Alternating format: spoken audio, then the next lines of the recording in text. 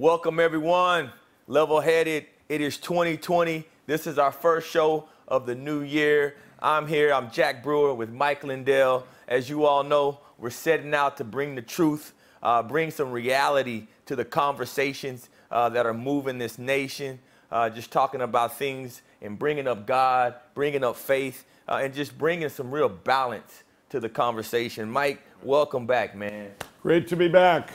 Let's do it. Let's do it. So, Mike, we had a pretty exciting end of our 2019. I thought we'd take time at the beginning of this show to really talk about some of those things and highlight. You know, you got a big book release coming up. You came in. I just got ordained. Yeah, that was something. that was awesome. Incredible. Yeah, man. And I think you've been with the president 5 or 6 times in the last few weeks. So just wanted to talk a little bit about that, man. Tell us a little bit about the book release, you know, why you're doing it and why you're so excited. Well, it's been 7 years, actually my whole life in the making. And, you know, I had amongst my crack addiction and cocaine addiction and gambling addiction, all these addictions. The book's not just about addiction and getting, and redemption and getting set free of those, but it's also entrepreneurship. Right. You know, it's basically life and all the things that can. It's going to be. It's a story of hope. Yes. It's going to give people so much hope, and it for me, I didn't wonder my whole life like I would have. Let's say in my 20s, I'll give an example.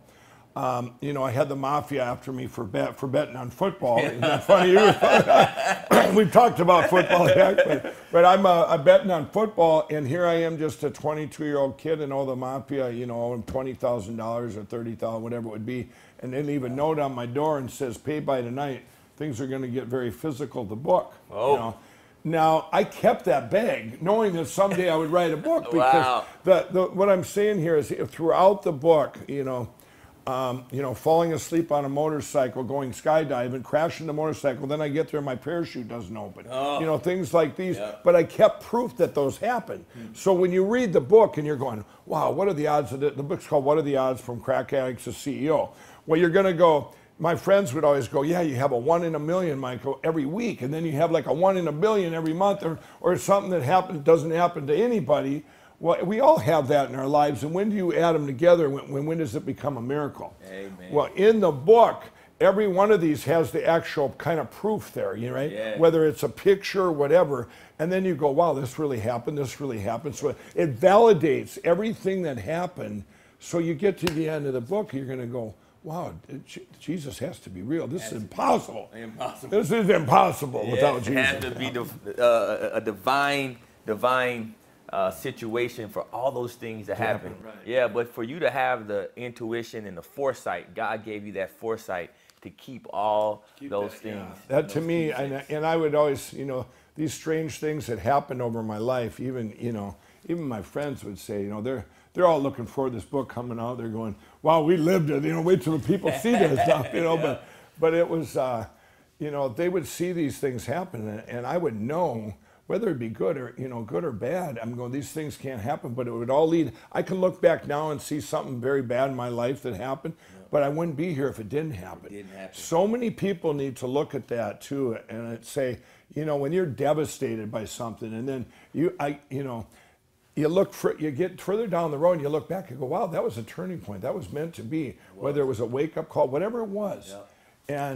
And so they, you know, people that, when things do happen, you know, you got to just keep the hope, keep the faith that you know, you're going to get through it. And I mean, God chased me my whole life. You know, I didn't get saved till February 18, 2017. But all these things that kept happening, I knew that God was right there. I just didn't. I just said, "You come on, keep chasing me." But no, and it worked, and Mike, and later on in the show, we're going to have, you know, our weekly hope report, so you can bring some of that, you know, that hope and inspiration to America. And, you know, as you're talking here, I'm thinking about my own personal journey and journey with Christ. And sometimes, you know, you don't always know where you're going, but, you know, I learned pretty quickly that you got to seek God for him to be able to really talk to you. And sometimes people, you know, you get these miracles that happen in your life, and instead of you really giving that credit and that glory to God, sometimes we think it's ourselves or we're lucky. Right. Yeah, we're You know, lucky. we're Right. lucky, Yeah. versus miracle. And so, for me, when I was able to use the power of God to help revive one of my friends and really help heal him, God used me to help heal him. And I gave glory to God, and I was ordained. And so, I wanted you guys just to hear a couple words from Mike and some of my other close friends from my actual ordination. Listen to this, and then we'll get some reaction. Because I want to tell you where me and Jack met in our quiet time, in our silent time, and why he would call me in the middle of the night, and I would call him, and I didn't understand the situation we were in or what we were going through. I thought I was just with a guy who had a lot of money. He left the league. He was teaching me all this stuff about life. But everything in me, God was saying that this is my movement. So when Jack called me and said, man, will you be at my you being ordained? I said, ordained? But you got to understand what ordained, the word ordained comes from the word order. It starts to mean that all things are about to line up. So one thing I look up to Jack to know is if Jack did it, I can do it. So I'm doing a Fox hit, and I'm in Minneapolis, and it's remote control. And Jack was in New York. And all of a sudden I get a text from Jack, because I had just been on TV, and it says, and Jack says, Mike, I'm here in the building, come up to the 3rd floor when you're done. And I got out of my head and I go, there's only one floor here. And I asked the people where the floor was.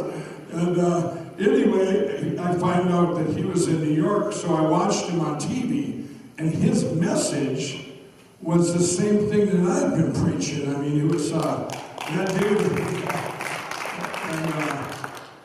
and it says, in fact, you were on that day, Jack, saying how Donald Trump had helped the African American community, and we were talking about, and you talked about Jesus right on TV. I go, wow, he talks about God right on TV like I do now, well, then I knew God put us together 3 times, and I knew it was meant to be. And I'll tell you.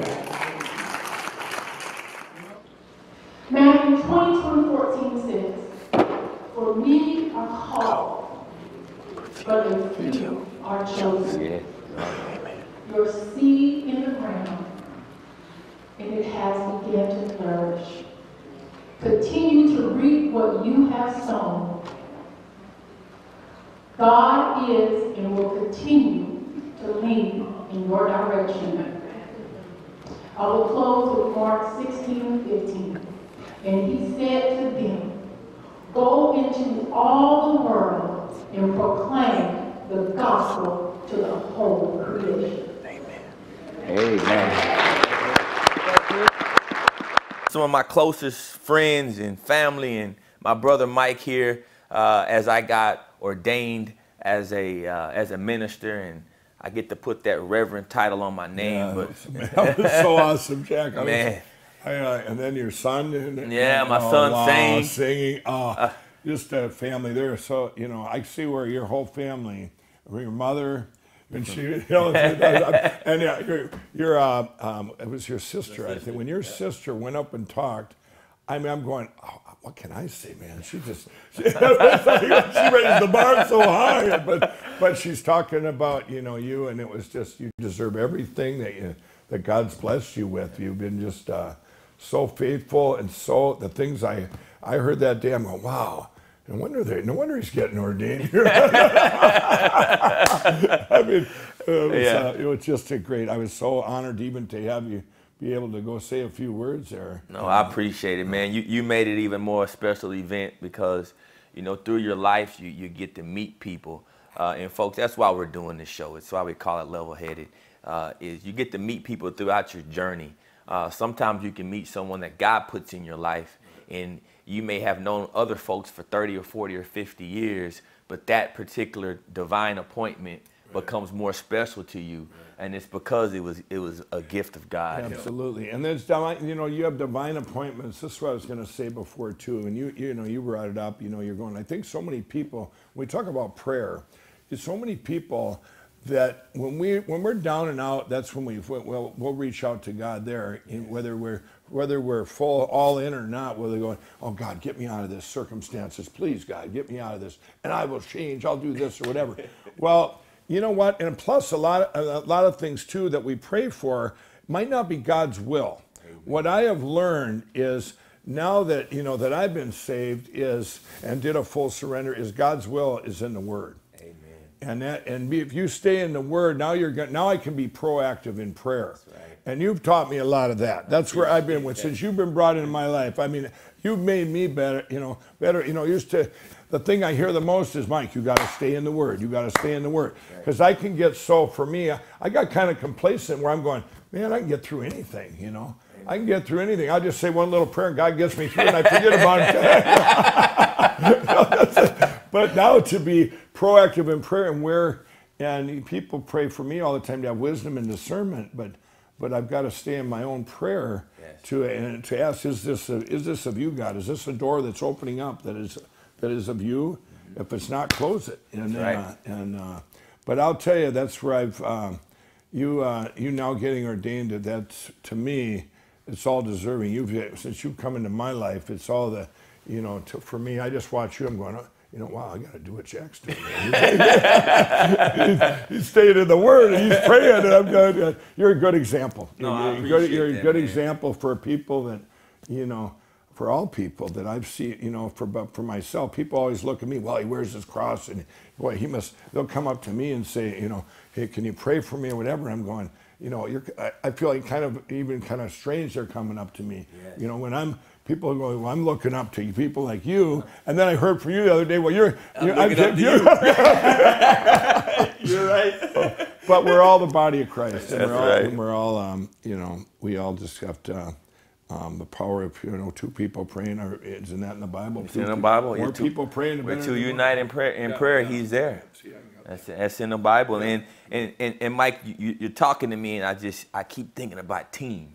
Yeah. I keep thinking about, all those teams I played on and all the sports, and you really do need people. Yeah. You need the right people to build that team, and I think that's what you're talking about. That's what I'm talking about. Yeah. And as we're talking about teams, and I know this has been a kind of a special few weeks here for you.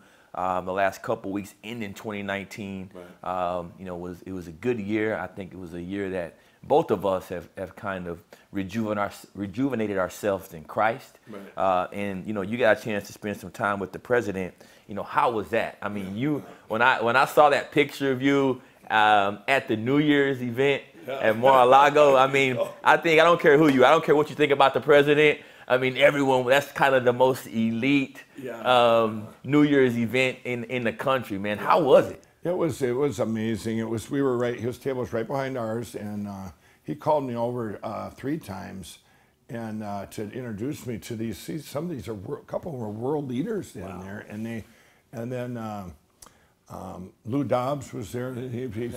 He's telling Lou Dobbs about all my ads and that I buy, and he just said, Mike, I'm a big fan of yours, and then I'm going, wow, you're the president of the United States, and he just has such a good heart for people, and when people were coming up to him, and a lot of them, one gal he met right at my table for the first time, he spent probably 5 minutes talking to her because he cared about getting to know her, and she wasn't some famous person. It was just that's who he is. Yep. And for me, just to get just to tell everybody out there, he just genuinely cares, and he's an amazing listener. Yes. He listens. People don't realize that he just takes stuff in, and you can't fake that. You can't fake that, and he loves the country, and boy, what great things he's doing. I just wanted to encourage him.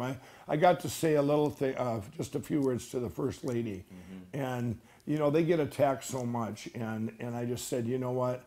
I said, you're one of the most amazing First Ladies I've ever seen, and not that I met a lot of them, but I just said, what you guys are doing and where your hearts are. I said, I told her, I said, people see me on the street all the time, and they talk to me, and they don't talk to me about a pillow.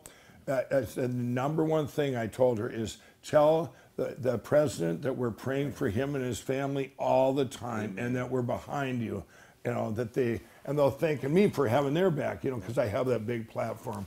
But she goes, Mike, I really appreciate that. And, you know, I said, we're praying for you guys for having strength and good wisdom and discernment, and that was meant to me. But the atmosphere there, you know, with that on New Year's Eve, and then in a couple of days even before that, it was just, you think for all the attacks, I mean, he can just relax and just, you know, just he enjoys people, and they both do, and they're just down to earth, and it was just so fun, you know, just, you know, and their family, the whole family, you know, from Eric, Laura, Don Jr., they're, you know, all there, and they're just, you know, you can tell a lot about a person by their friends and their family and their employees, his employees, his staff, all of them love him.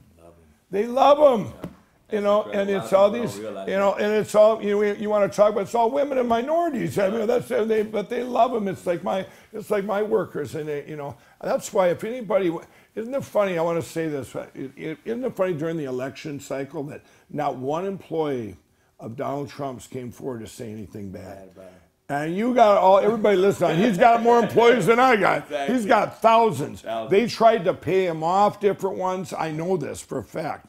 I've been told that, and none of them would take the money. They go, no, he's a good man. Good man. And she's an amazing lady. They are, and you hear that time and time again. Yeah. Mike, that's an incredible story, sharing those experiences recently here to start off 2020. This is Level Headed. I'm Jack Brewer. We're going to come back with some news highlights, you know, talk a little bit about Iran and the impeachment in 2020 election when we get right back. I'm Jack Brewer with Mike Lindell. This is Level Headed. Be back shortly. Hello, I'm Mike Lindell, and as you know, my passion is to help each and every one of you get the best sleep of your life. That's why I created my new Giza Dreams bed sheets. I guarantee you they'll be the most comfortable sheets you'll ever own. I started by using the world's best cotton called Giza. It's only grown in a region between the Sahara Desert, the Mediterranean Sea, and the Nile River. It's ultra soft and breathable, but extremely durable.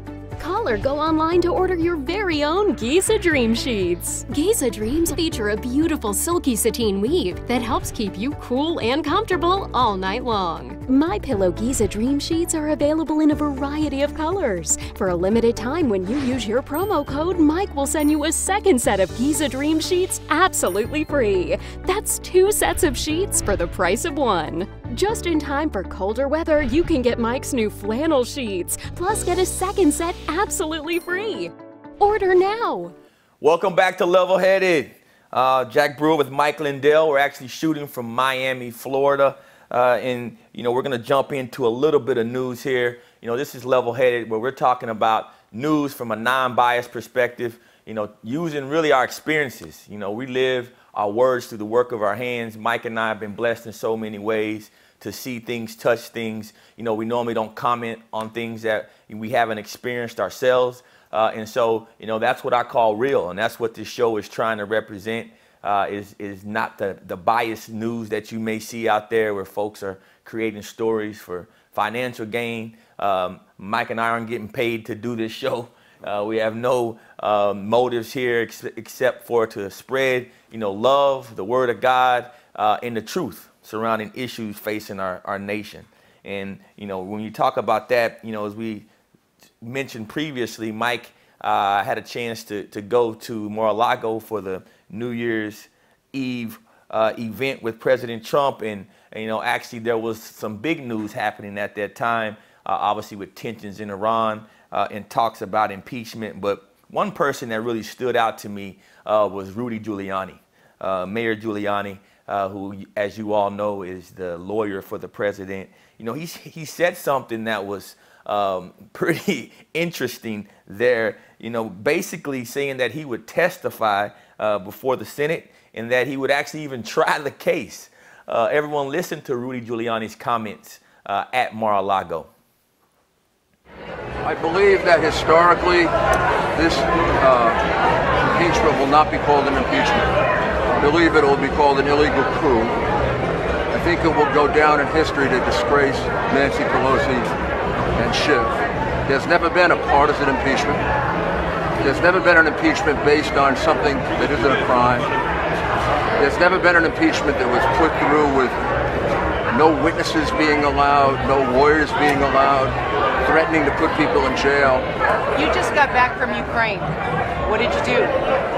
Well, a lot of things I learned I can't reveal yet. What I learned is that the corruption in Ukraine is vast, it's extensive. It highly involves the Democratic Party, not just in 2016, but for many years. And one of the reasons they're doing this impeachment is when the full scope of what happened to the Ukraine comes out, there are going to be an awful lot of Americans who participated in the Ukrainian corruption. In fact, we shouldn't call it Ukrainian corruption. We should call it American Ukrainian corruption. The Bidens took millions of dollars laundered out of Ukraine. And the only reason they're getting away with it is because you and the press protect them, and the prosecutors are afraid that you're going to criticize them. And that's a double standard that has to end. Well, tell us what you found out. What did you learn? I'm not going to tell you what I found out until I have a proper forum to do it, but it's devastating. What is that forum? What is that forum? Is that in front of the Senate when the impeachment trial begins? We will figure out the right forum, and it'll come at the right time. And I don't have all the evidence yet. I just met with a new witness yesterday. Who did you meet? Does the president want you to testify? I can't tell you who I met with. This is expanding. It will turn out to be a series of criminal acts. It'll involve the highest levels of the Obama administration. And it's the reason why the Democratic Party is in panic. What they did to the Ukraine Does the president want you to testify in the trial? Would you testify in the trial? I would testify. I would do demonstrations. I'd give lectures. I'd give summations. Or I'd do what I do best. I'd try the case. I'd love to try the case. Would you be going back to Ukraine? Are you going to? Or are you telling us you would I try don't the know case? if anybody would have the courage to give me the case. But if you give me the case, I will prosecute it as a racketeering case, which I kind of invented anyway. So it's been 30 years ago, but let's see if I can still do it. Wow. It's pretty crazy to hear a guy like Rudy Giuliani come out and be so strong that he wanted to even try this case. Yeah. You know, if a guy was guilty and, you know, the picture the liberal media is trying to paint of him and the president, you would think he wouldn't want to go take the stand. You know, I was with Rudy that night too, and he is so common sense too. Yeah. I mean, you got lawyers. Yeah, he's level-headed. You got lawyers out there. I've met so many lawyers, and I'm going, well, there's, you got an agenda. A lot of the lawyers, too, and I'm going, but to have common sense, Rudy's full of common sense. That's why he wants to do it. He just, what's right is right, and he just, he's just down to earth, and he's just, look what he did to New York back in the day. Clean that up and all the great things he did. All the great things he did. Absolutely. I mean, and I love talking when I'm around him. He wants to come out. He's got some things him and I are going to do together and to help the country. And I told him about my recovery network with my addiction and everything. And there's a guy, I like talking to guys that they're in high power with common sense. Common sense. And he's one of them. He is, and you think, the media would want to hear his story. Yeah. The man spent so much time. He's, really uncovered some sick realities about the way politics in America has been working with people, pay to play, people coming into office broke, leaving rich, using the powers of government to enrich themselves and their families. Those are things that I don't think any American, no matter if you're independent, Republican, Democrat, we don't want to go down that rabbit hole. And it's just, it's kind of a slap in the face to Mayor Giuliani that, so much of the liberal media tries to discredit him. Yeah, and where was, do they have a short memory, Jack? I mean, come on, I was just, I was talking to John Jr., and, he was just, here's how short memories are. And he said, he was on The View, he did that great job on The View, and he said, these,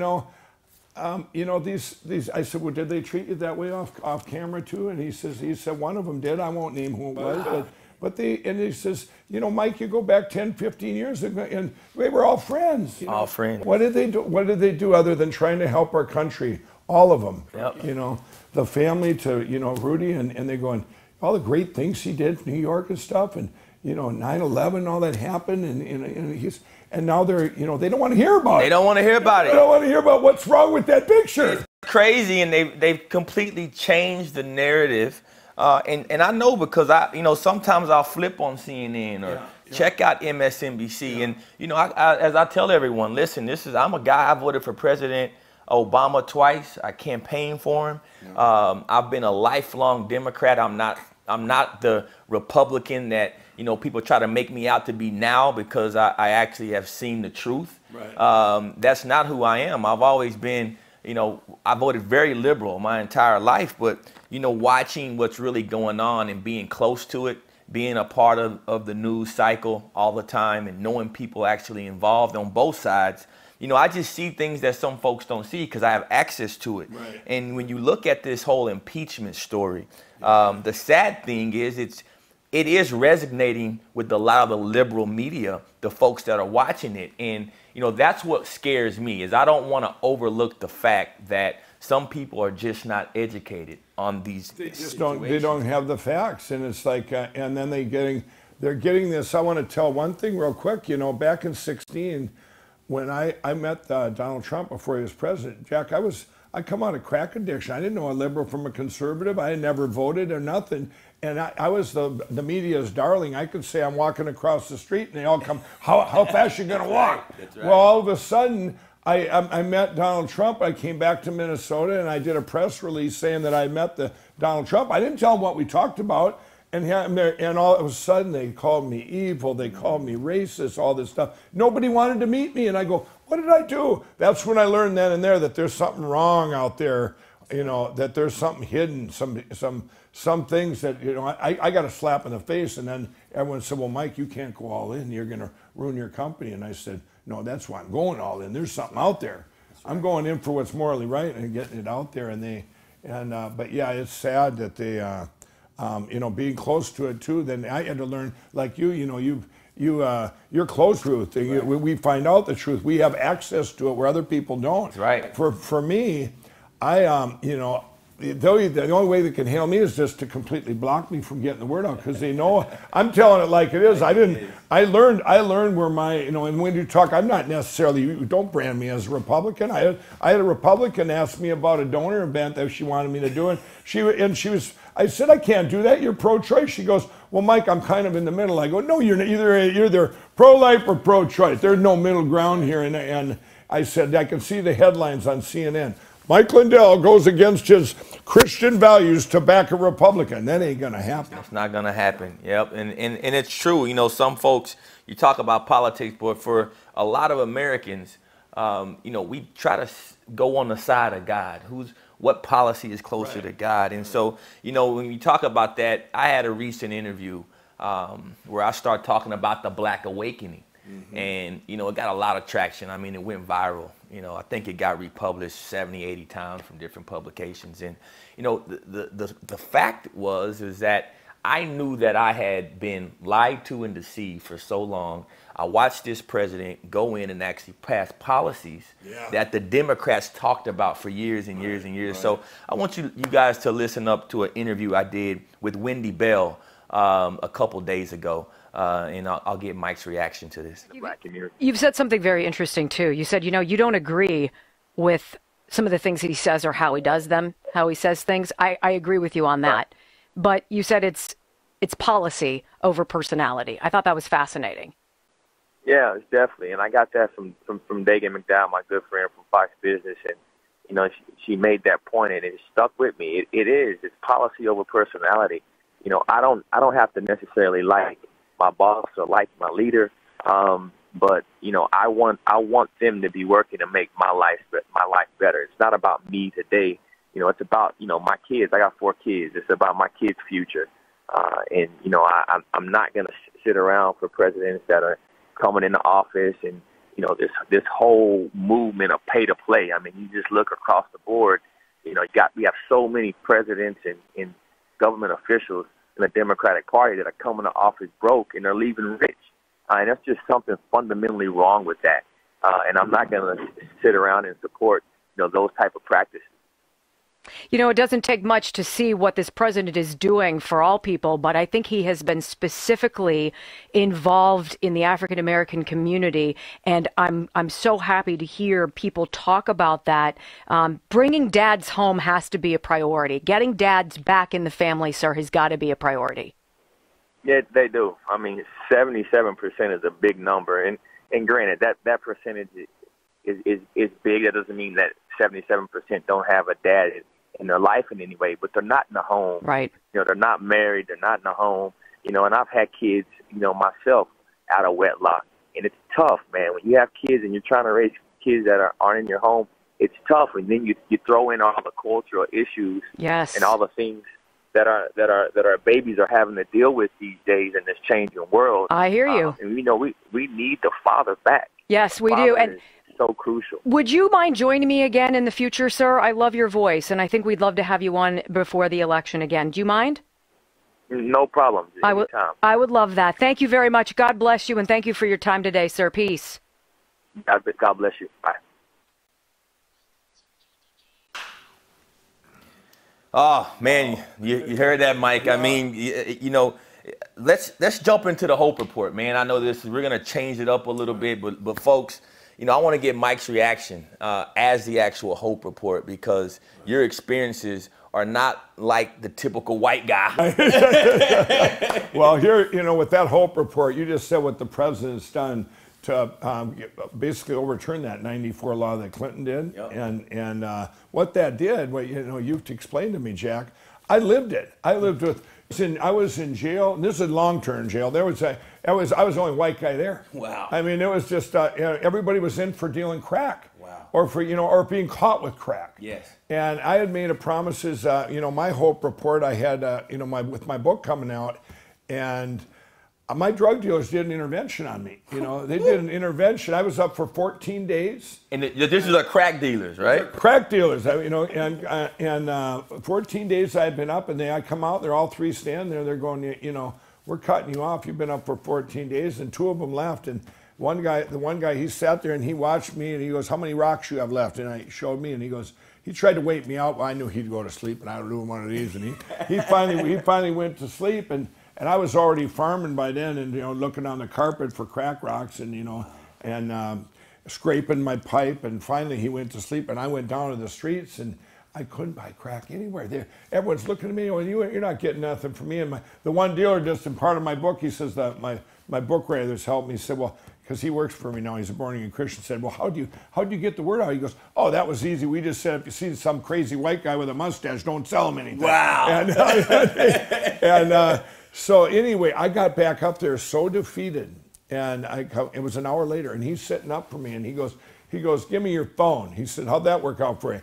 And he took the phone, and he snapped a picture of me, and he said, you're going to need that for that damn book. He said, this is word for word. Wow. For that damn book you're writing. He says, you've been promised this for years, that you're going to quit your addiction, you're going to come back and help us all. I'm coming back into the cities, and we're going to free the people. It's going to be the best help ever available for addicts, for dealers, everything. To get rid of these wounds and this life cycle, or this lifestyle that caught up in, and then punished for it beyond means. That was like, why, you know, you got more for dealing crack because of Clinton's law than you did for shooting somebody. Unbelievable. I mean, I lived it. I felt so bad. I'd be in jail for, you know, 21 days in solitary and stuff, and dealing with all these guys. These guys aren't getting out for work. They're in there for 10 months, a year, and some of them just waiting to go to a bigger prison once they get before a judge. Yeah, it's crazy.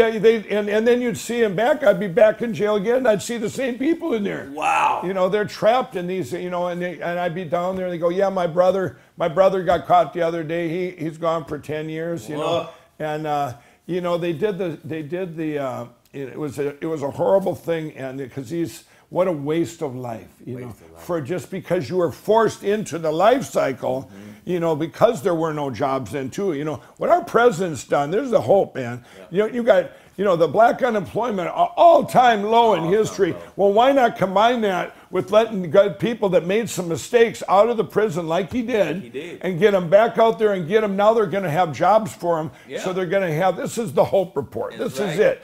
I mean, you've got a president that's done more for the black community than anyone in history. You know, and it's the second chance. He actually put an act after the first step. Right. He has the second chance program that's actually going out and training these convicts and these ex-guys that are leaving prison to go out and work. And Mike, you're about to go to a prison and as part of your book launch. And I mean, I can't wait to see you tell this story to actually guys. Well, I can relate. You know, I've been able to relate to people that that eat with 4 forks and eat with no forks, right? And they, one of the things with my story that God didn't give me just any drug that I was on. They didn't make jokes about heroin. What are you on, heroin? No, it was crack.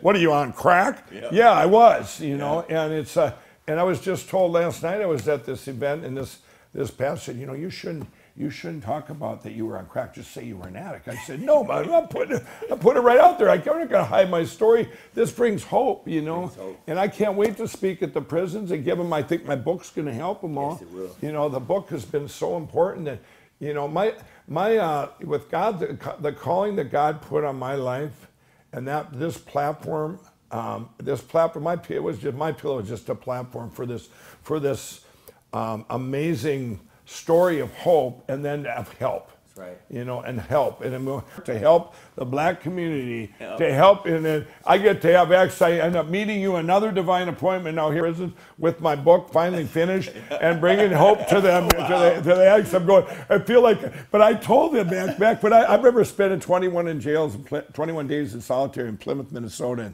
and I told them all there, they'd all get together. I was the only white guy. I go, someday I'm going to return and I'm going to help you. God has shown me this, and I wasn't even saved yet. But it was a prophetic thing that in me, and now it feels good for me to be able to do what God's put me on this planet for, to give back and to help others get out, because life is so good when you don't have that, when you don't have those pains. You need to fill all those inner things with Jesus.